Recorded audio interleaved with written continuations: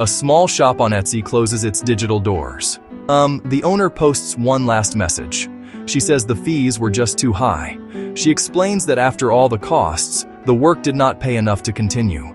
This story has become very common in 2025. Many talented creators and small shop owners now think hard about leaving the Etsy platform. It is a difficult decision. This is not a story of failure, but a story of changing economics. The platform that once promised a global market for handmade goods now presents a complex set of challenges for the very people it was built to support. This essay will look closely at why this is happening. We will explore the rising fees in detail. We will also examine other important factors: changes in how products are seen, new platform rules, and the high expectations of modern buyers. The goal is not just to point out the problems. The goal is to offer simple, clear solutions. This is a guide for makers and small business owners who want to survive and thrive. It is a playbook for navigating the new landscape of online selling, whether that means staying on Etsy with a new strategy or finding success elsewhere. Let's start with a clear story to illustrate the problem. Anna sold handmade candles on Etsy for 5 years. Her business was her passion, and she built a small but loyal following. She used the platform to find new people who loved her unique scents and designs. For the first couple of years, things were great. Sales were steady, customers left glowing reviews, and Anna felt a deep sense of accomplishment, turning her craft into a viable side income. She reinvested her profits, experimenting with new fragrances and more sustainable packaging. The platform felt like a partner in her success.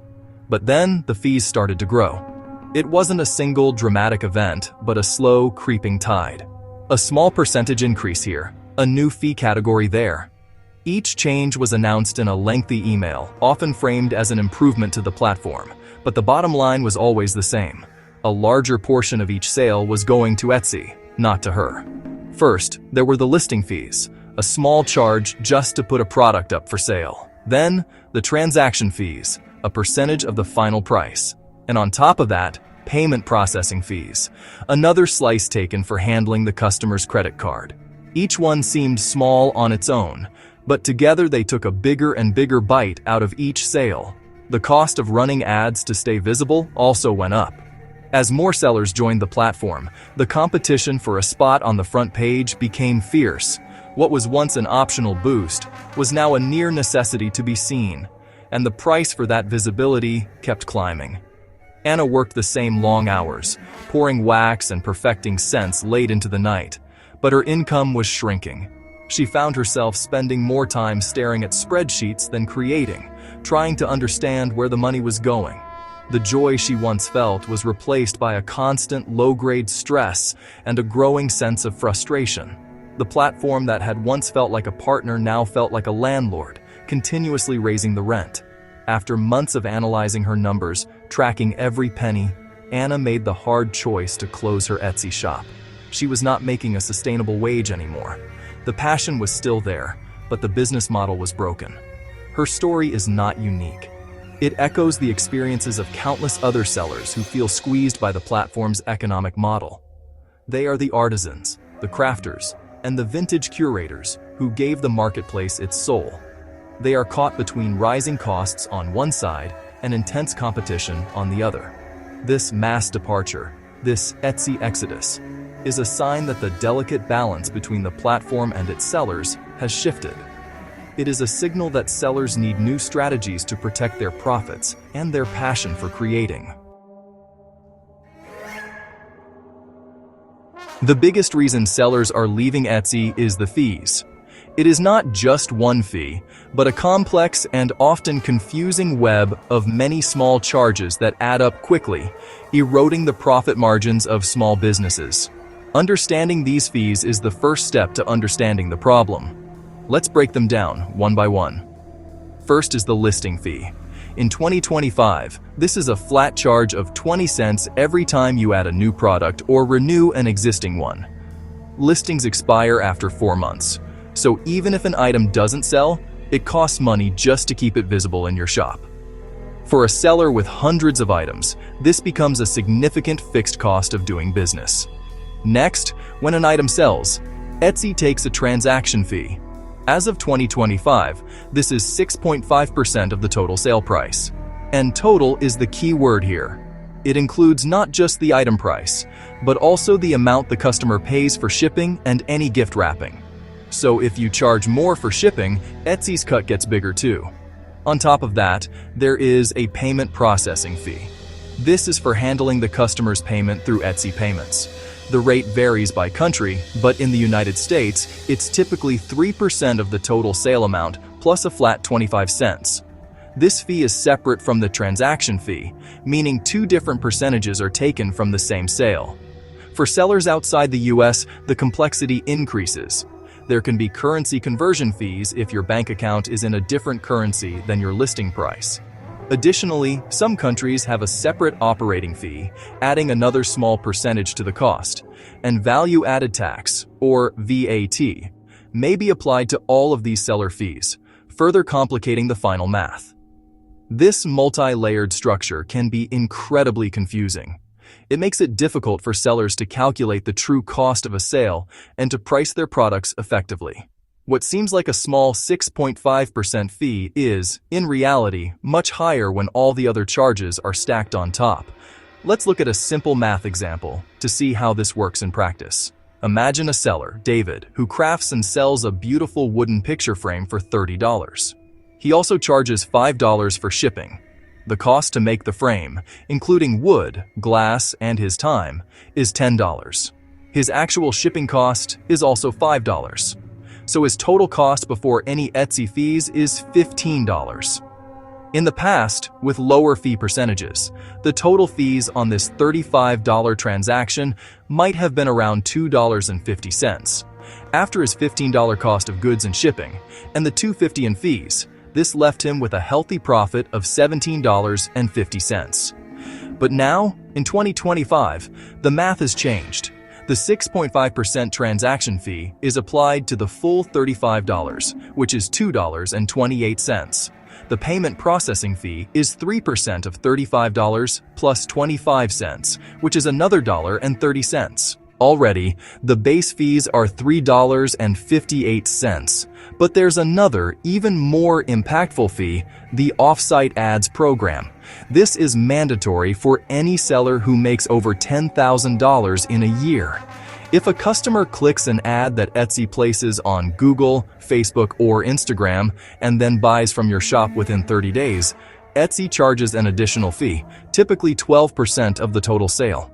If David's sale came from one of these ads, he's charged that 12% fee on top of everything else.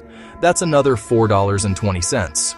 Suddenly, the total fees for that same $35 transaction are not $3.58, but a staggering $7.78. This increase in fees directly cuts into the seller's profit margin. After his $15 costs and $7.78 in fees, David's profit on that $30 frame is now just $12.22.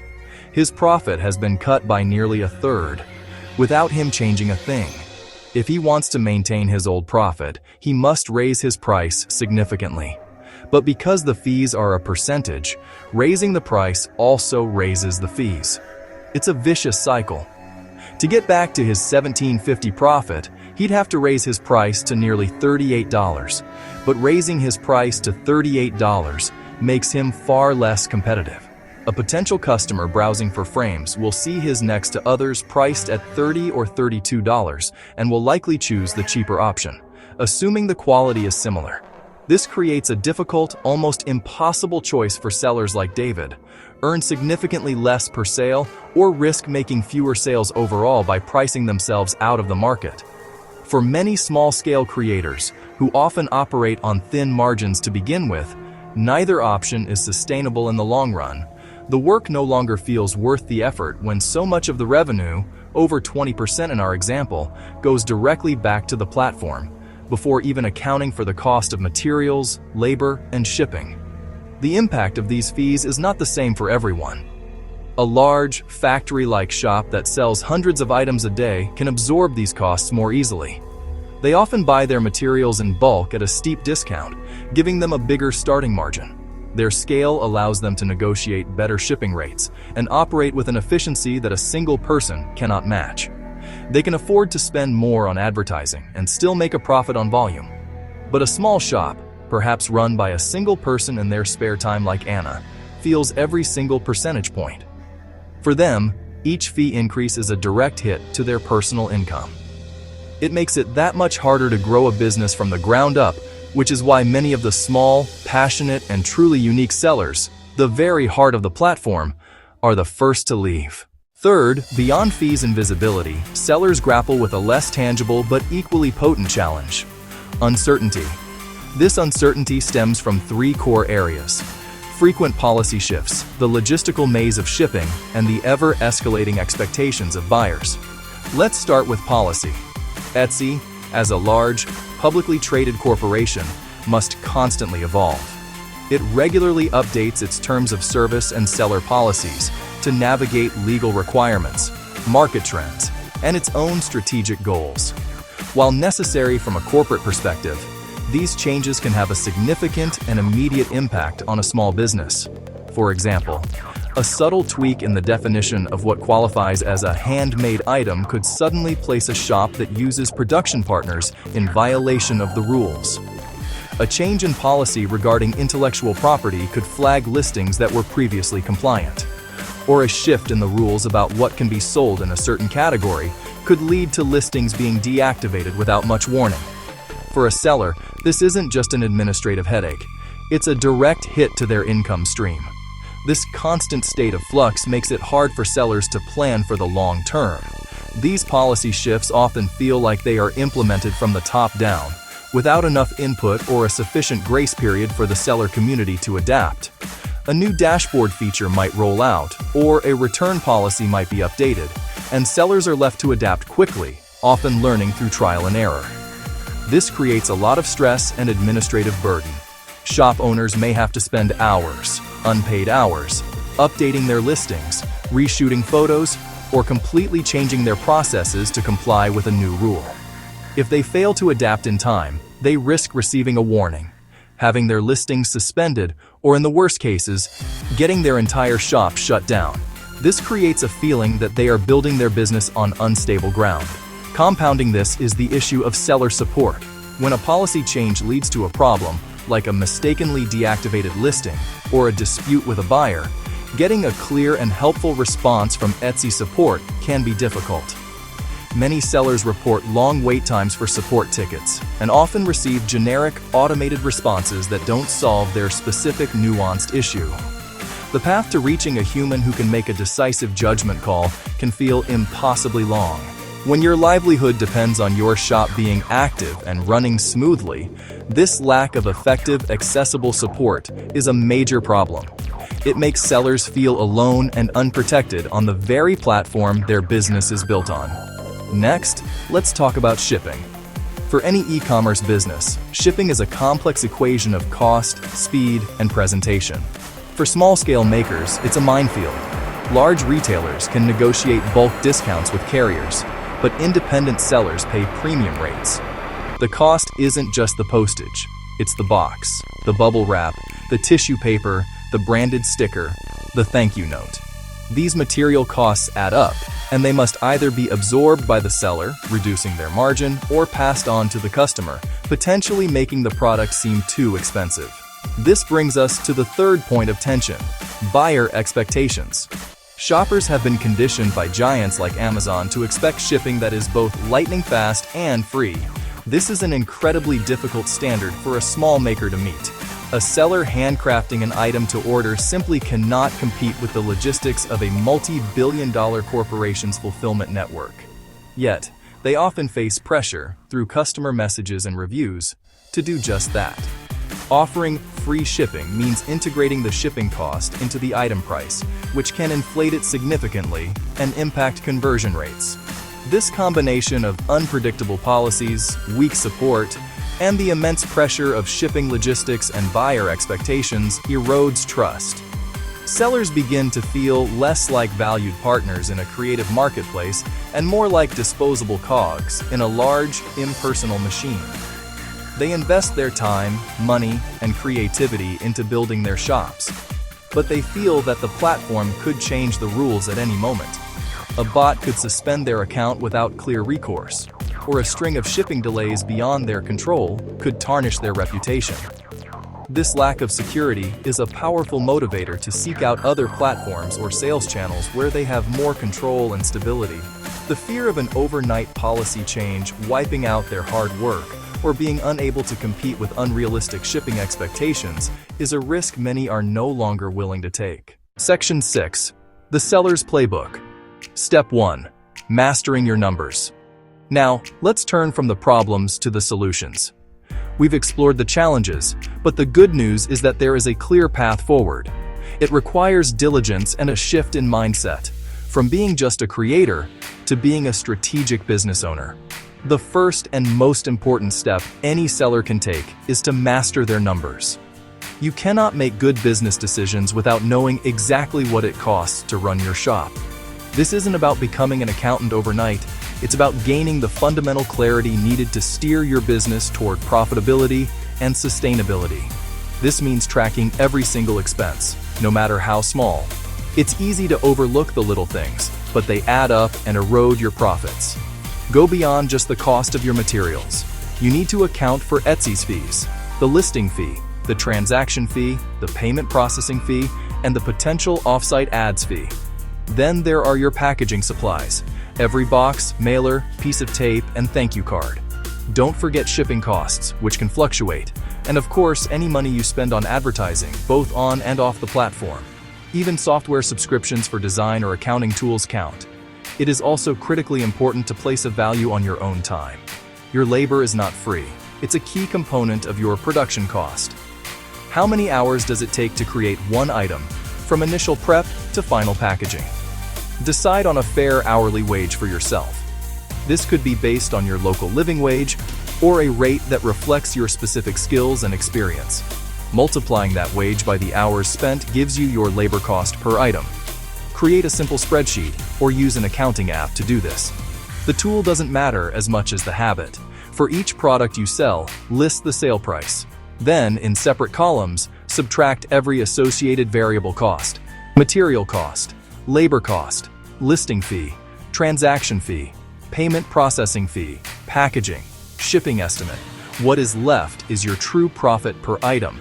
This number is also known as your contribution margin, the amount each sale contributes towards covering your fixed business costs, like website hosting or studio rent, and then generating actual profit. Doing this exercise can be eye-opening and sometimes a little painful. You might discover some of your most popular items, the ones you're constantly busy making, are barely profitable, or even losing you money once all these hidden costs are finally counted. But this knowledge is power. It's the diagnostic tool for your business's health. With a clear picture of profitability on a per-item basis, you can stop guessing and start making strategic changes. If an item is not profitable enough, you have options. This is where you move from analysis to action. First, can you lower your variable costs? Look into buying materials in larger quantities to get bulk discounts. Can you streamline your process to make the item more efficiently, thereby cutting your labor time? Every minute saved is money earned. Or, most directly, you can raise your price. Many creators fear raising prices, worried they'll lose customers. This is a valid concern, but selling at a loss isn't a sustainable business model. It's a hobby that costs you money. It is far better to sell fewer items at a profitable price than to be constantly busy making no money. A price increase that reflects your true costs and value is a sign of a healthy, maturing business. Financial clarity helps you choose what to focus on. Once you know your numbers, you can easily identify your winners, the products with both healthy profit margins and decent sales volume. These are the stars of your business. Promote those products the most. Feature them on your homepage. Invest your limited advertising budget in them. At the same time, be ruthless about your duds. Consider discontinuing items that aren't profitable, have a tiny margin, or simply take too much of your valuable time for the return they provide. This isn't giving up. It's a strategic pivot. It's the essence of working smarter, not harder. By focusing your energy on the most profitable areas of your business, you can dramatically increase your income while simultaneously reducing your workload and stress. Section 7. Expanding your kingdom beyond the Etsy marketplace. The second key strategy for survival and long-term success is to diversify your sales channels. Relying only on Etsy for 100% of your income is incredibly risky. As we've discussed, a single change in Etsy's algorithm, fee structure, or policies can devastate your business overnight, leaving you with no recourse. The solution is to build a resilient business that is not dependent on any single platform. Think of your brand as the central hub, and each sales channel as a spoke on a wheel. Etsy is one spoke. Your own website is another. Local markets, craft fairs, wholesale accounts, and social media commerce are others. The goal is to create multiple streams of income. This way, if one channel experiences a slowdown, perhaps a bad month on Etsy, or a rainy weekend that ruins a market, the others can keep your business afloat.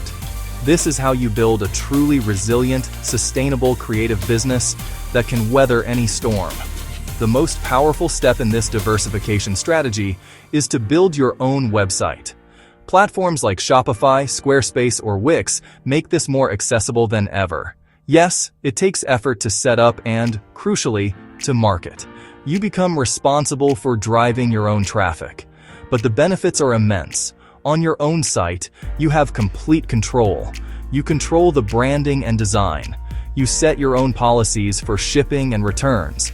You curate the entire customer experience from start to finish. Most importantly, you keep a much larger percentage of the sale. Your fees are typically limited to credit card processing, usually around 3%, which is a fraction of Etsy's combined fees that can easily exceed 15 or even 20%. Furthermore, you get to collect customer emails, building a direct line of communication and a list of contacts that you own forever. This doesn't mean you should abandon Etsy immediately. Instead, use Etsy as a customer acquisition tool to drive traffic to your brand. Include a business card in every single Etsy order with your website address clearly printed.